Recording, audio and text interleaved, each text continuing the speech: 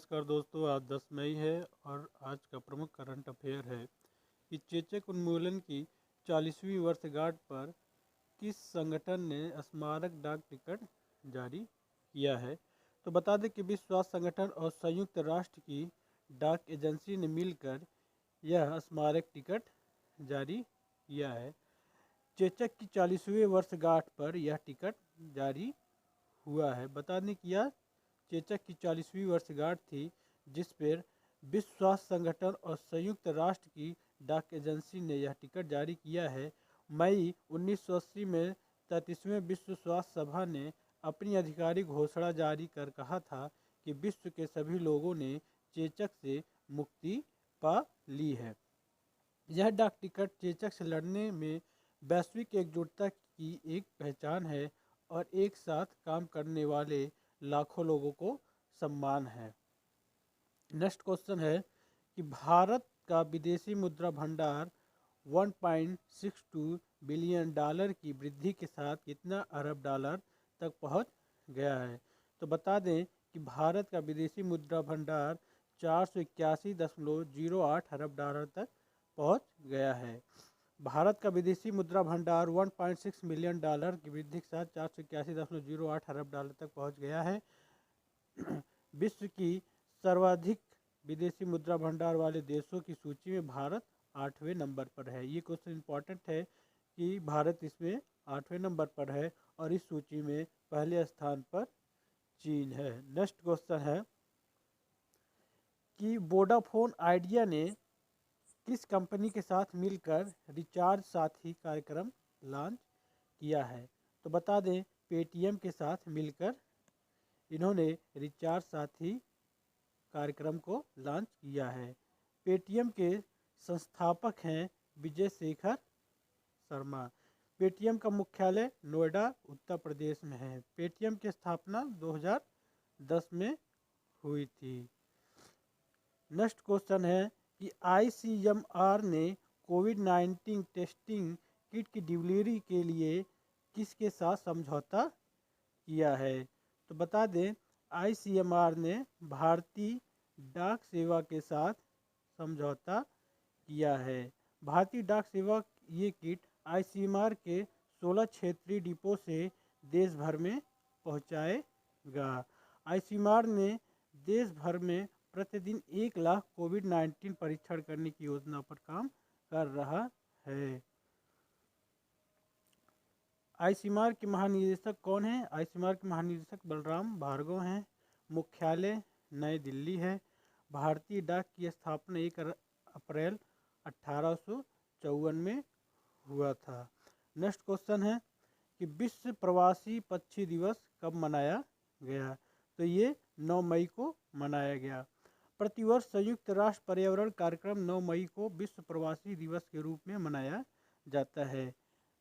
यह एक वर्षीय अभियान है जो प्रवासी पक्षियों और उनके आवासों के संरक्षण की आवश्यकता के बारे में जागरूकता पैदा करता है। इस वर्ष का थीम था कि पक्षी हमारी दुनिया को जोड़ते हैं।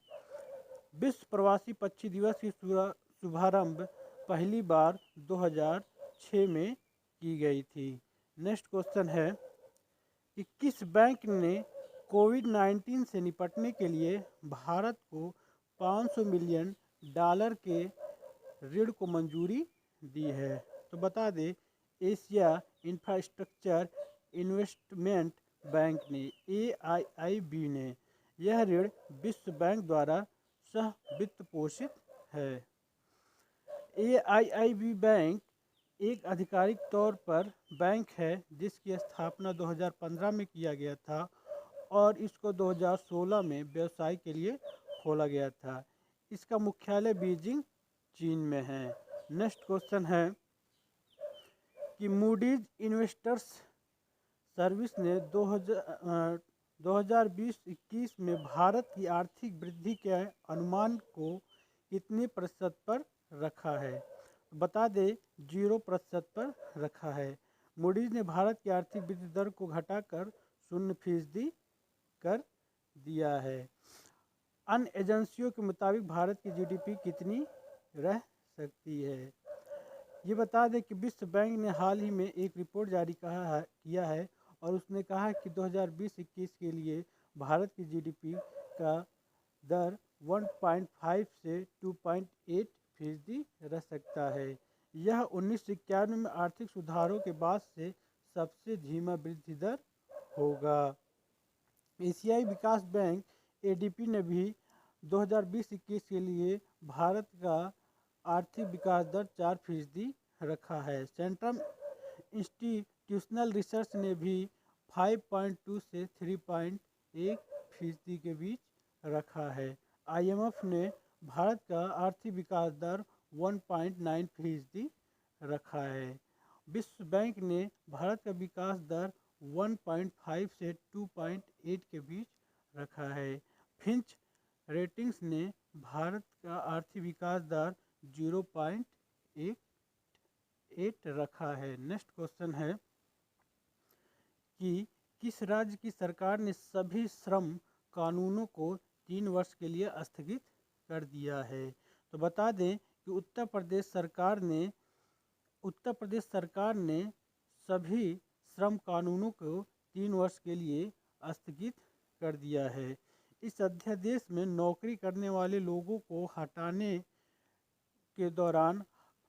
नौकरी के दौरान हादसे का शिकार होने और समय पर वेतन देने जैसे 3 नियमों को छोड़कर अन्य सभी श्रम कानूनों को 3 वर्ष के लिए स्थगित कर दिया गया है। प्रदेश में आर्थिक गतिविधियों ये ऐसा क्यों किया गया है?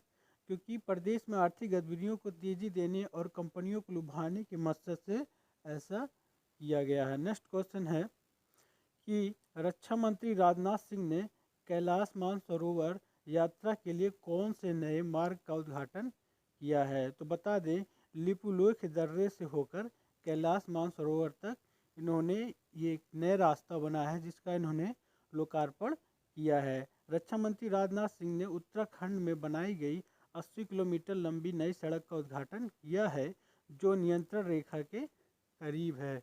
बता दें कि इस मार्ग में खुलने से कैलाश मानसरोवर की यात्रा केवल 1 सप्ताह में पूरी हो सकती है। पहले ये यात्रा 2 से 3 सप्ताह में पूरी होती थी। अब मानसरोवर की तीर्थ यात्रा भारतीय भूमि में 84% होगी और चीन की भूमि में 16% होगी। पहले ये 80% तक था। नेक्स्ट क्वेश्चन है कि महाराणा प्रताप जयंती कब मनाई गई? तो महाराणा प्रताप जयंती 9 मई को मनाई गई। महाराणा प्रताप का जन्म 9 मई 1950 को कुंभलगढ़ दुर्ग में पाली में हुआ था। इनके पिता जी का नाम उदय सिंह और माता जी का नाम रानी जीवंत कौर था। इनका बहुत ही प्रसिद्ध एक घोड़ा था जिसका नाम चेतक था और इनसे एक बहुत ही प्रसिद्ध युद्ध हुआ था हल्दी घाटी का युद्ध 1576 में अकबर और महाराणा प्रताप के बीच में। अकबर का प्रतिनिधित्व मान सिंह कर रहा था और महाराणा प्रताप की मृत्यु 19 जनवरी 1597 में हुई थी। उस समय इनकी आयु 57 वर्ष की थी। नेक्स्ट क्वेश्चन है